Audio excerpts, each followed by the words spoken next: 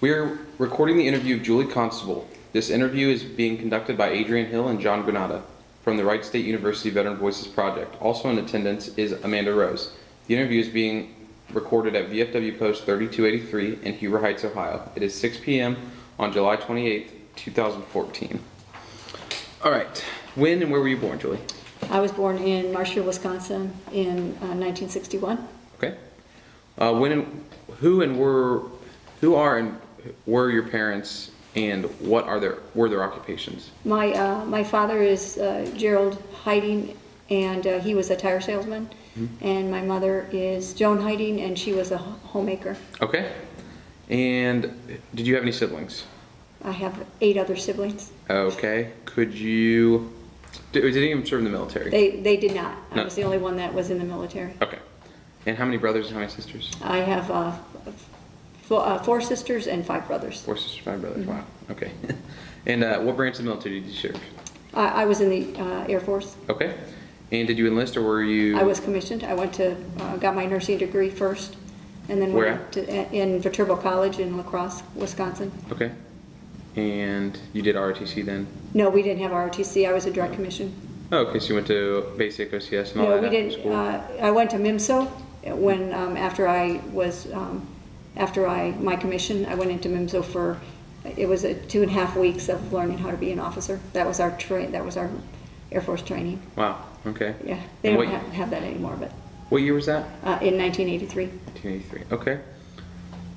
What made you choose the Air Force?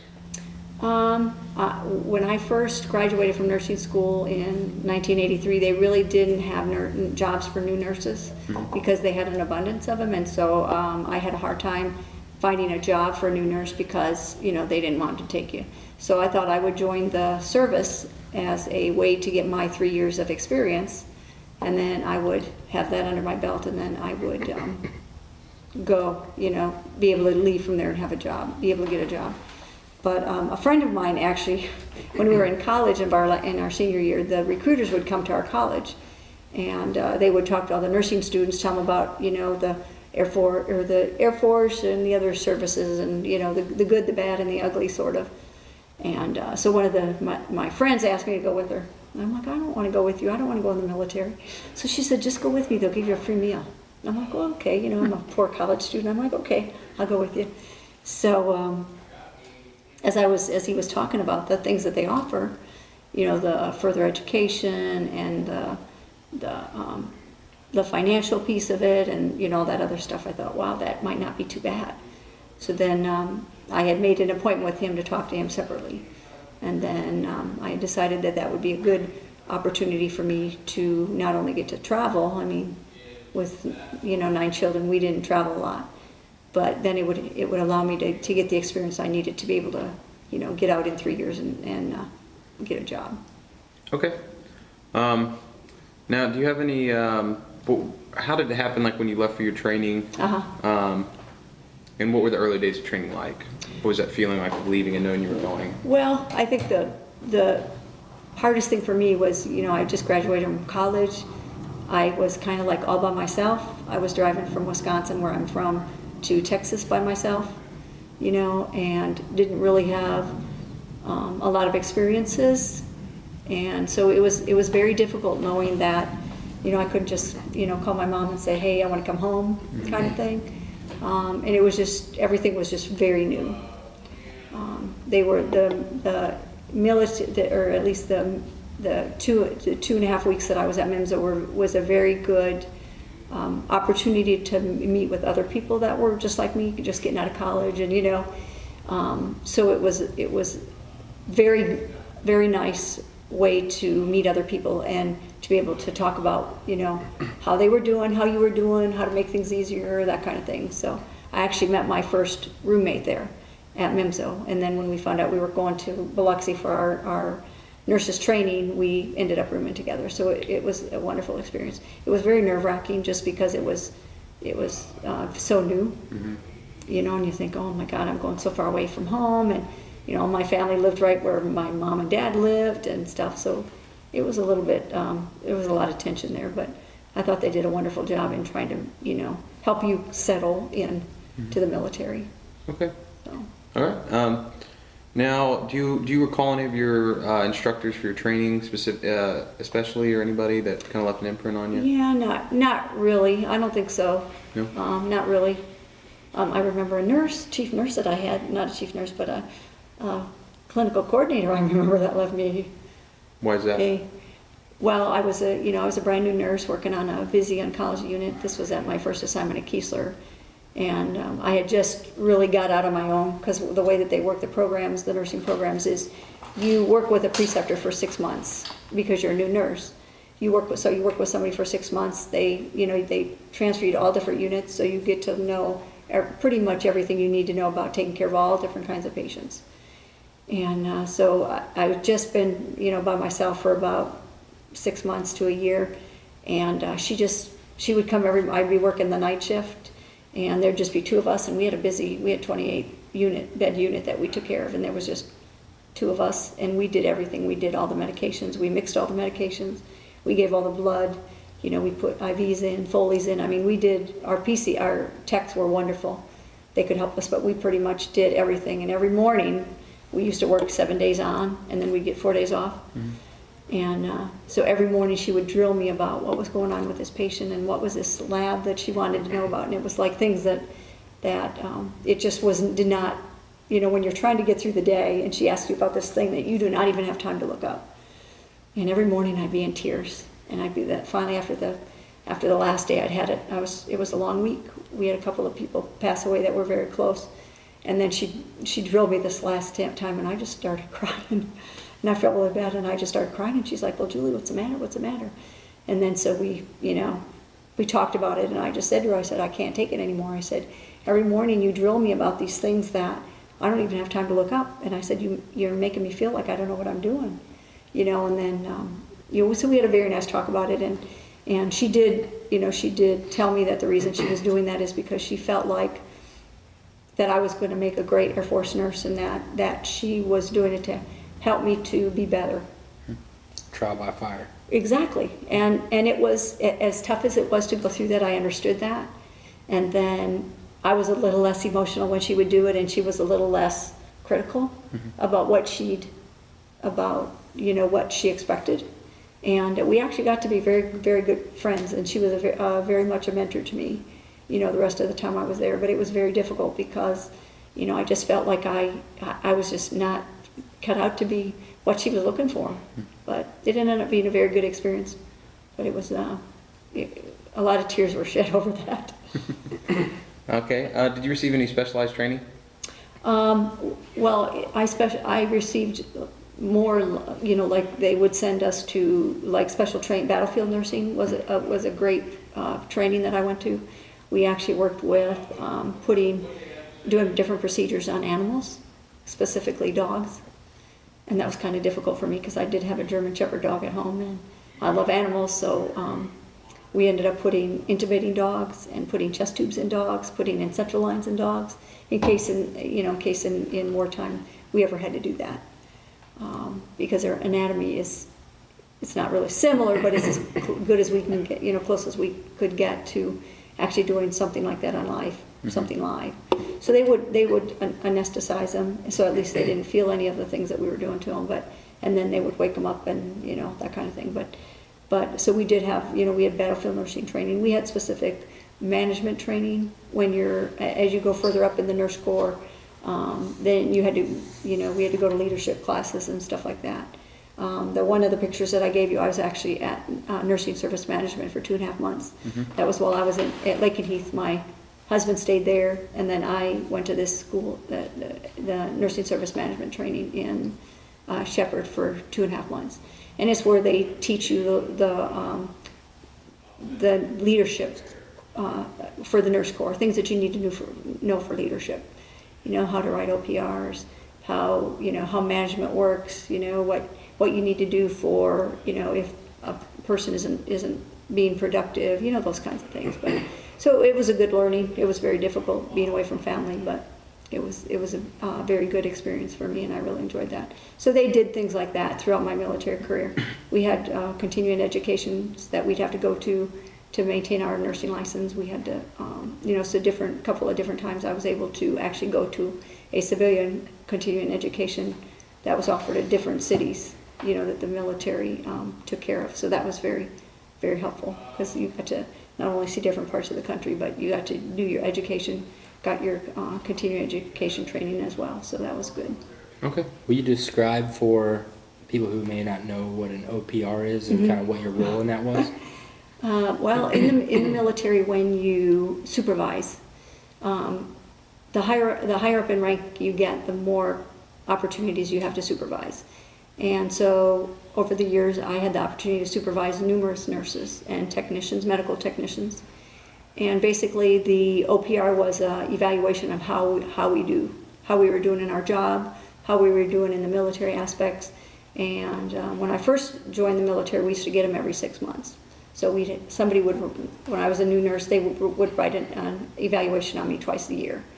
And then either I was meeting the standards that they set, or I wasn't meeting the standards. And if I wasn't, then they would tell you what you needed to do to improve. And so the higher up in rank you got, the more chance you had to supervise people. So over the years, I had to supervise numerous nurses. Write lots of OPRs. Yeah, it used to be where you would handwrite them on, before we had computers, you'd have to handwrite them on a typewriter, because in 1983 there really weren't the computers were just really starting.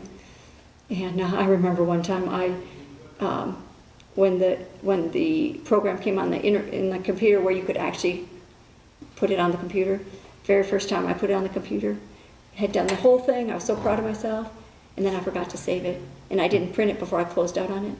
And I had to rewrite the whole thing. Oh, I was so mad because I forgot. I mean, it was just so new, I forgot to save it. And I didn't think about printing it, and it was like, oh my God, I was so mad. But so it was just an opportunity to, just like the evaluations you have now. Wherever you work, somebody's always your boss or whoever it is always going to tell you what you need to do better or what you're doing well.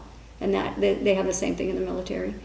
For folks that don't do so well in the military, your evaluations can, the way you write them can depend on whether you're going to stay in the military or not. And so, I mean, there were occasions over the years that I had to write evaluations that did not keep people in the military. But, as a supervisor, that was my job. My job was to make sure we had the absolute best people in the military possible, and not everybody was cut out to be in the military. So that was one of the things I didn't necessarily like, but it was one of those necessary things you had to do. So. Okay. Now we'll go over to your wartime service. Now, where did you serve? In what conflict? When I was stationed at Lincoln Heath, it was just in the 1991 when they started with the Desert Storm, Desert Shield, and I was the nurse manager of the medical surgical unit at RAF Lincoln Heath. And what we had to do during that time, it was right before the initial conflict. We had to double, where the hospital where I was working, we had to double our bed capacity so that we could take care of the casualties that they were expecting back from, this conflict. At the time, they hadn't done any of the boots to the ground like they talk about, where they actually put the troops on the ground. But we had to get all of our stuff together so that in the event that they did or when they did, we were ready to take care of those casualties. So we actually we had a 25-bed unit on the medical surgical unit. I had to come up with a contingency plan that, say tomorrow they started, the bombing mission or whatever, then we would have to discharge the patients that we had in the hospital, or if they were too sick and couldn't be discharged, we had to make transitional plans for how we would get them downtown to be cared for downtown in the civilian sector, so that we could take care of these war casualties that, if there were any. We actually did, after the initial wave at Desert Storm, Desert Shield, when they first started bombing, we did have some troops come back to RAF Lincoln Heath, and we did care for them. We had a couple of facial injuries, eye injuries. We had a couple of extremity type injuries. Basically what we did was we stabilized them, provided care for them until they could transition or fly back to the States. It was those that were not, that they didn't send to Landstuhl, that were not, critical or whatever. And then we did that for we did that for, for at least kept the contingency plan there for, the rest of the time that the conflict was going on. And then when I was a brand new nurse in the military, I actually had the opportunity to go to Nocton Hall, which was kind of exciting for me. I was just, just out of my training, and I was working on my own. But what they did was they had people from, this was while I was at Keesler, in the event that there was a war and the people from the States had to go to England and help, or go to Europe and help provide care for the people, they used to have these mothball facilities scattered throughout Europe. And the one that I specifically went to was called Nocton Hall. And it was like I don't even know what you call it, but it was like in the country, and you couldn't even, because if you didn't know it was there, you did not even know it was there. And it was like, almost like bunkers. And they had hospital beds in there, they had equipment in there, they had supplies in there, and basically we went there for 2.5 weeks to make sure all that equipment was working, make sure that we inventoried everything that was in there, made sure that if we had to use the facility, that we had everything there that we could, just open it up and use it. So that was pretty exciting for me because I'd never done anything like that. So we worked 12, 14-hour days there, 8 MREs. We never even really got out of there, like we never got to go to London or anything like that. But but it was neat because the people we worked with there were very professional. And it was all military people, and they weren't all from like at Biloxi, they were from different places. There were some from Scott, there were some from San Antonio at Wilford Hall. Because when you bring people in from a certain place, you can't take them all from from one hospital, because then you don't have anybody to take care of everybody else at that hospital. So they took certain people from certain facilities in the States, and then sent us all over there. So it was kind of neat to talk to people that were from other places, other bases and stuff like that. So that was interesting for me. I don't even know if they have it anymore there, but, and I don't even know if they ever used it, but it was interesting. We actually did, during that time, we did actually have one of our providers had a heart attack, and we had to get him to the civilian sector for care, but that was kind of unexpected. Yeah. He ended up being fine, thank God, but yeah, those were some pretty exciting things that I've had the opportunity to do in the military. Okay. Now, when you were stationed there during Desert Storm, Desert Shield, did you had casualties come in, and you guys were responsible for stabilizing them and getting them back home? Yeah, well, we stabilized them, and we provided care for them. A couple of them stayed there several days, and then whenever they could get the medical evacuation planes to take them back to the States, then that's what they did. Okay. Now, what was that like for you, caring for these guys who just gotten out of combat or the like, and talking to them and stuff like that? What was that like? Well, one of the gentlemen that I specifically remember, he had actually lost one of his eyes during the combat. I don't remember what it was, but he, despite losing his eye, I was so impressed because his whole object was to get back out there.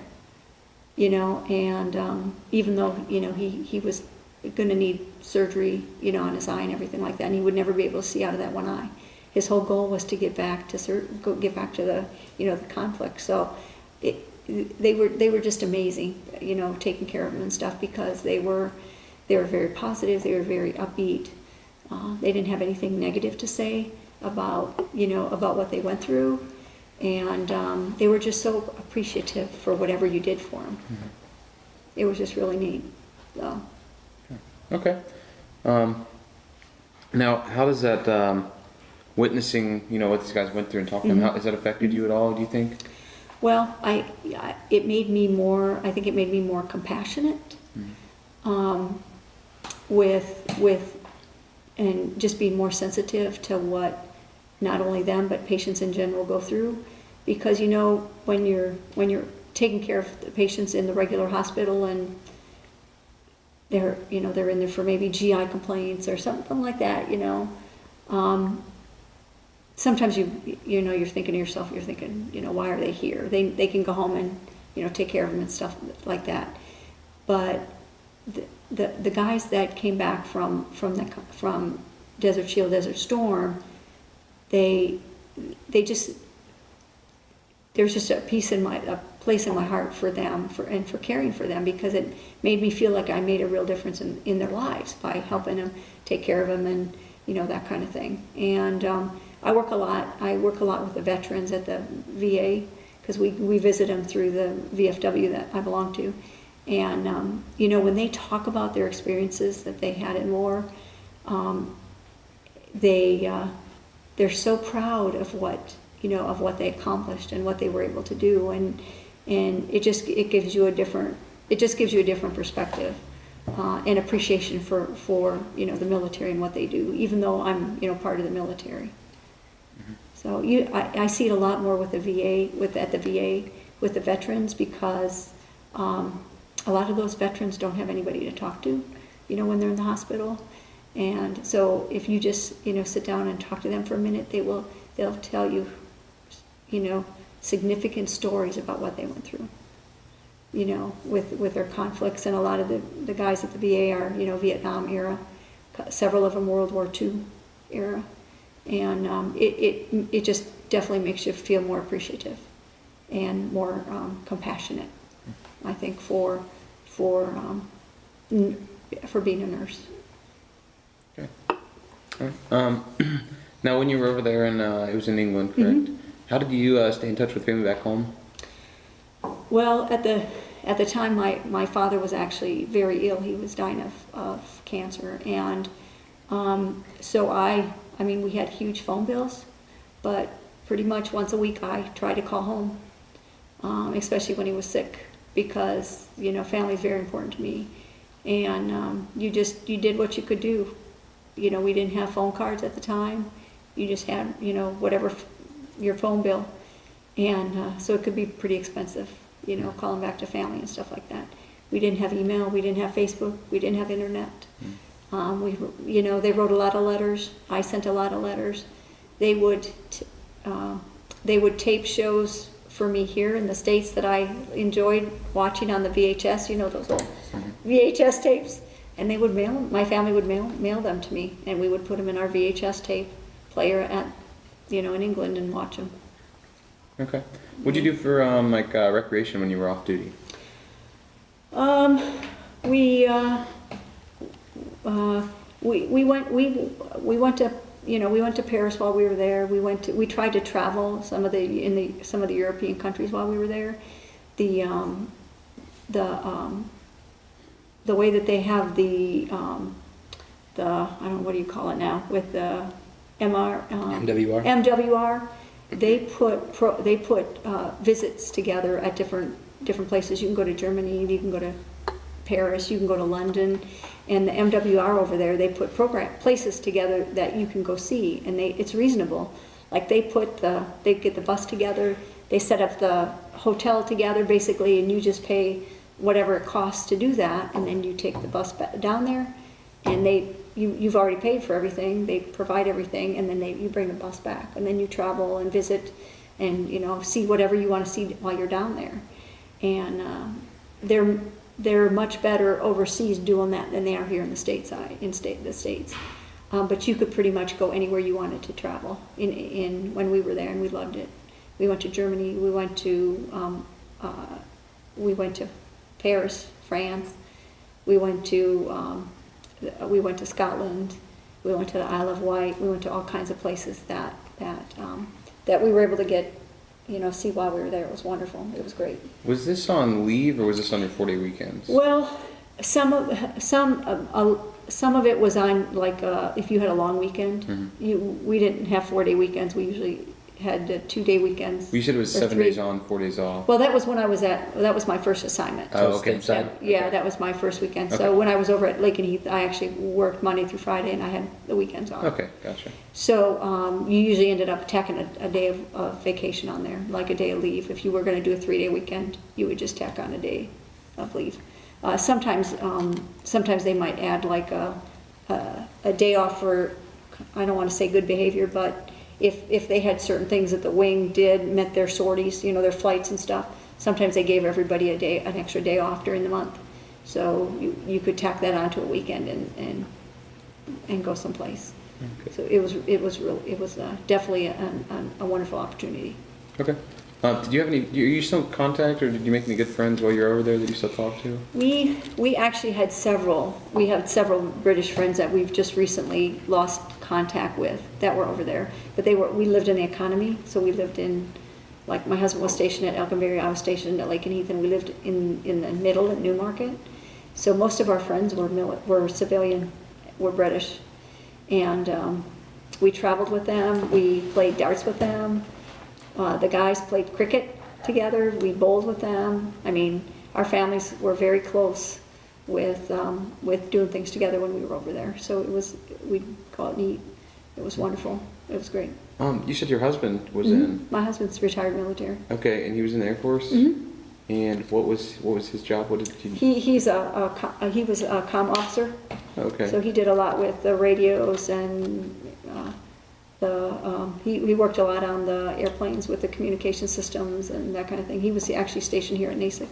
Okay, so now when you guys were married the whole time you were in the military service? I met him in the service. Okay, and once you guys got married, did they try to station you guys semi-close Not together? necessarily. No. No. So you did some assignments. We did. Yeah, he went to Korea for a year, and then I was stationed down in Florida, and they stationed him in Montgomery, Alabama. So he would go up there during the week, and then he would come home on the weekends.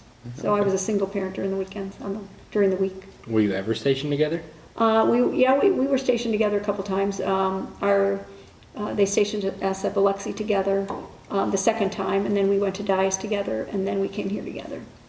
So we felt we were pretty happy with that, at least being, you know, together for as much as we were together, for being able to both retire. So we had to make concessions for that, you know, for not being together, but we did what we thought we had to do. So Did you both retire from Wright Pat, or no, he retired from Wright Pat, and I actually took one more assignment and retired out of McDill. Okay. Because I wasn't quite ready to retire, so we took one more assignment and then I retired. And how long were you in England for that? We were in England for 4 years. 4 years. Now you got leave in there, and did you come home during that? Or? I did come home. Actually, my father passed away during the time that I was over there, and so the Red Cross contacted my supervisor, and they flew my daughter and I home, and then we stayed here for a month with my family. We actually got here before he passed away. The Red Cross was wonderful. They just, you know, the doctor here told my brother that, you know, if I need to get back here, they better call me. So I was able to spend the last 3 days of his life with him, and it was I was very honored that the military would do that for me, because they actually paid for my ticket and my daughter's ticket, you know, to New York, and then I just had to pay for the ticket from New York to home.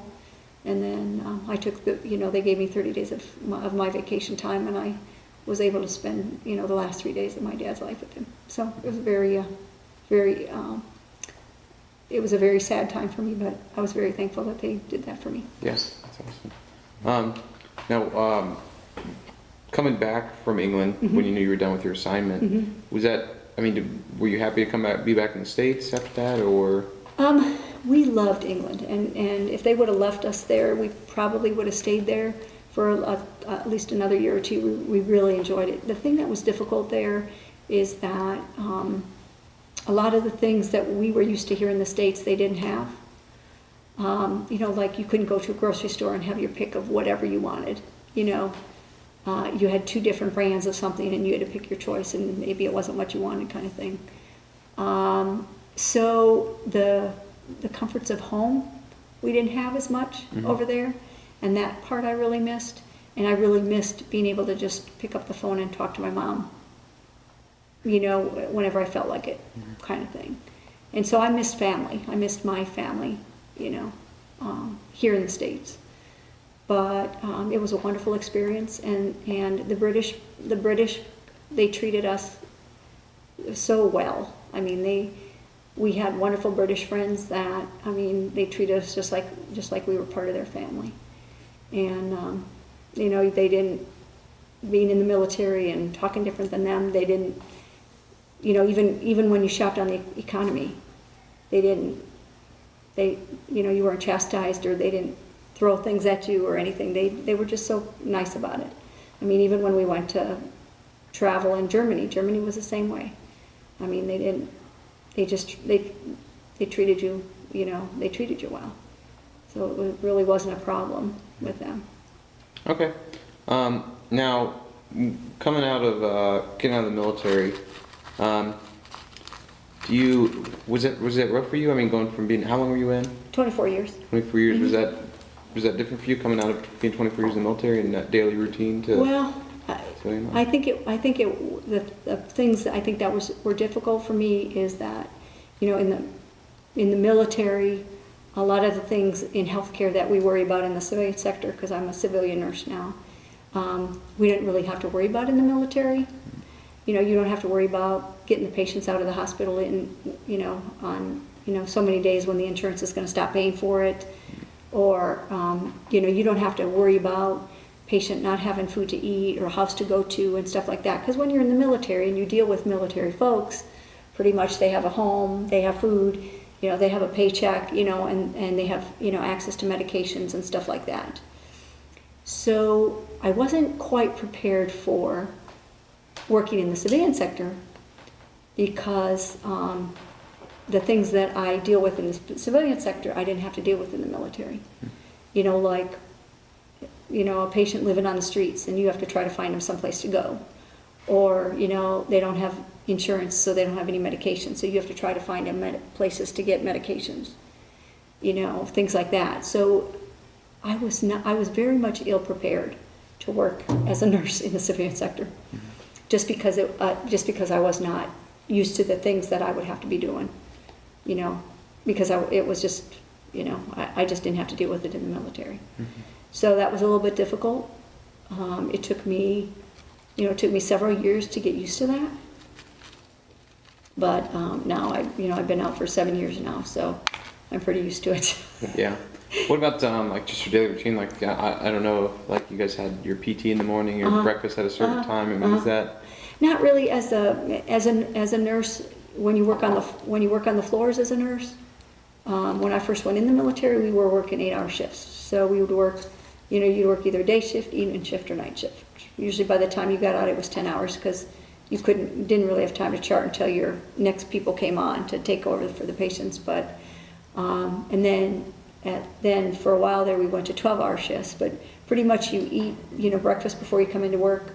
You know, you may or may not get lunch. It just depends, because sometimes when you're really busy and you have a lot of patients and a lot of requirements, you know, sometimes you didn't always get lunch. But then other times when it was, you know, not as busy, then you would, you know, get lunch and all that kind of stuff. But I think the hardest thing for me was going back to wearing civilian clothes. Mm. Because in the military, you wear a uniform. I mean, I either wore my camouflage uniform or my blues. You know, when I first was a nurse, we wore whites, and then they went away with them. And then everybody just wore either the fatigues or the blues. But you know, in the civilian sector, I have to worry about what am I going to wear? Okay, what am I going to wear today? So it's not that big of a deal, but it's just different. Mm-hmm.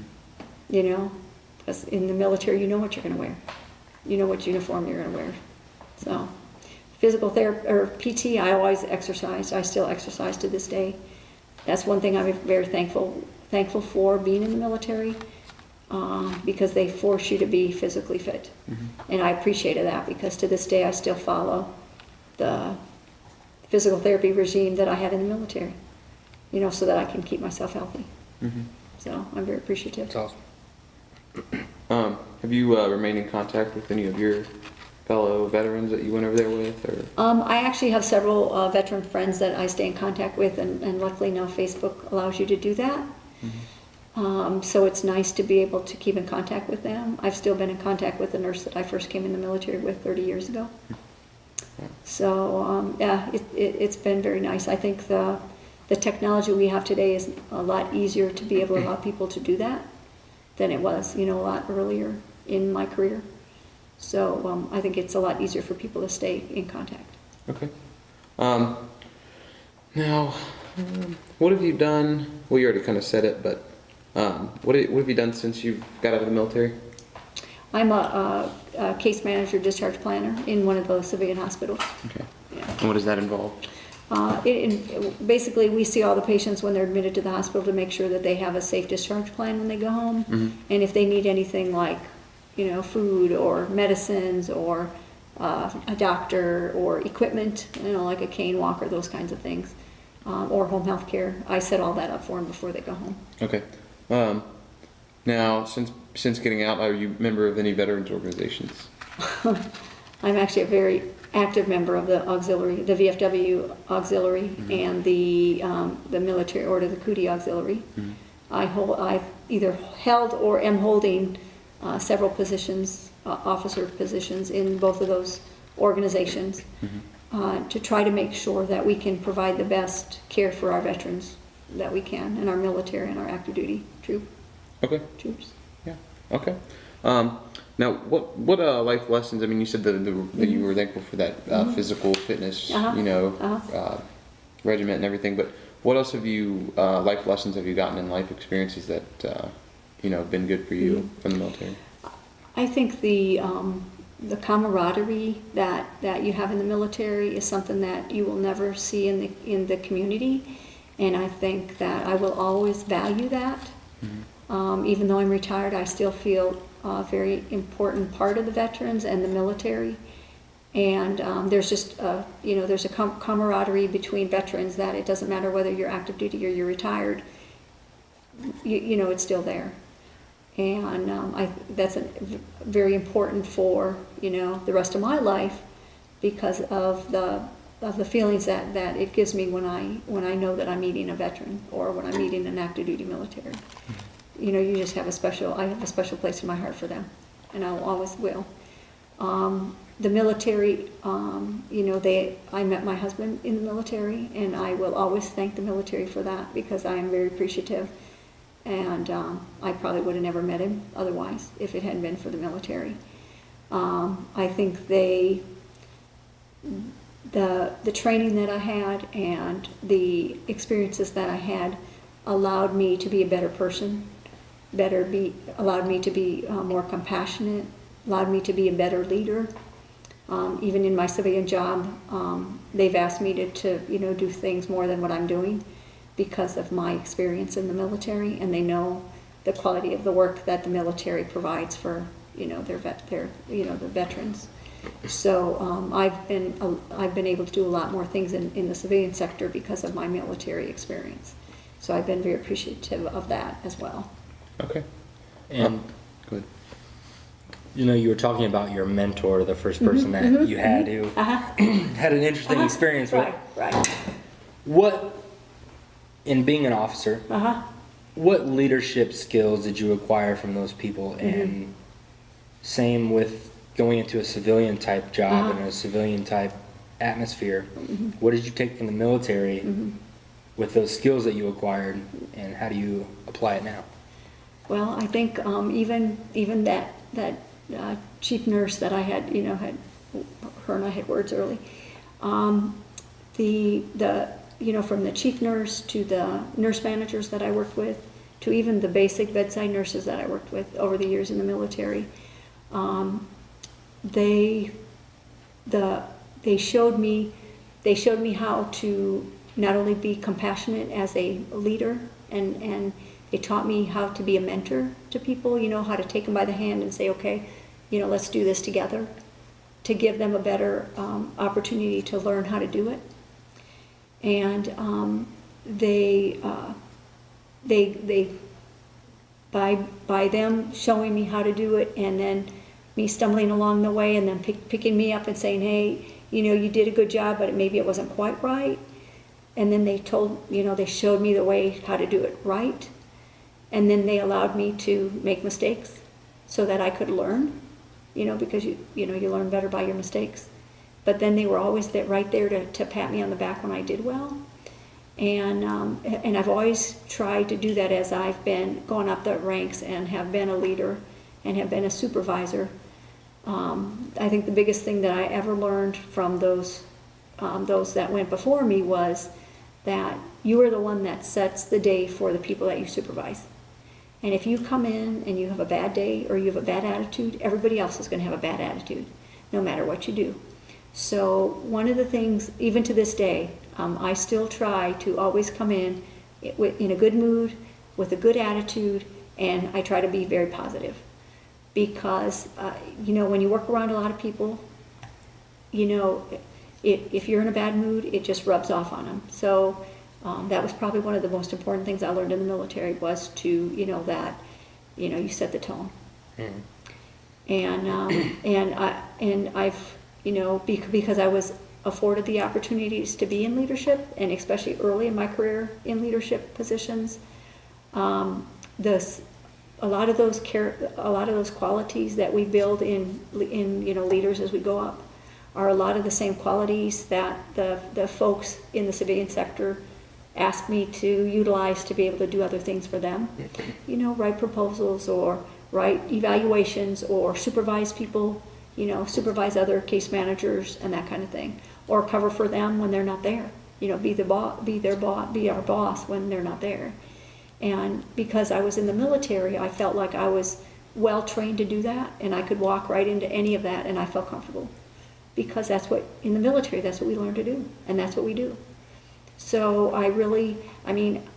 when I retired and came back here looking for a job, my very first job that I worked on, I worked there for 3 months as a resource nurse. By the time the 1 month was over for my resource contract, they'd already asked me to come work for them. And then, within a year, I was a team leader within a year of working there. There'd been people there that were there a lot longer than I was, that weren't asked to be in that position. And I truly felt it was because the military, they allowed me the opportunities to do that in the military, and I was ready for it, and I could handle it. Mm. So it was a wonderful experience, and anybody who is thinking about doing it, I would tell them to do it, because I never regretted it.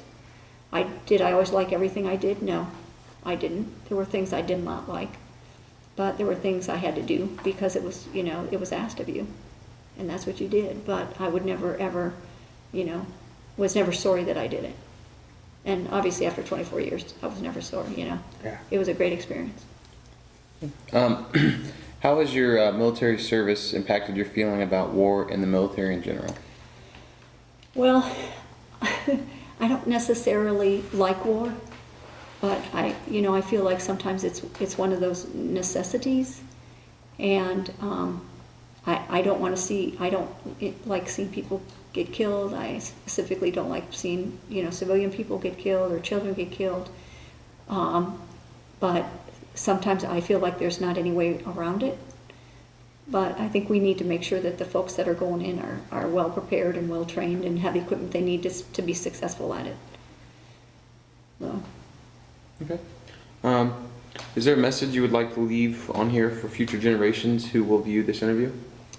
I think that in life you're afforded certain opportunities, and and you can make whatever you want out of those opportunities, but it's really going to be up to you on whether you have a good experience or a bad experience. And I would tell people as they were getting ready to move to different assignments and stuff, they'd say, "Oh man, I'm going here, I'm going there," and I tell them, you know what?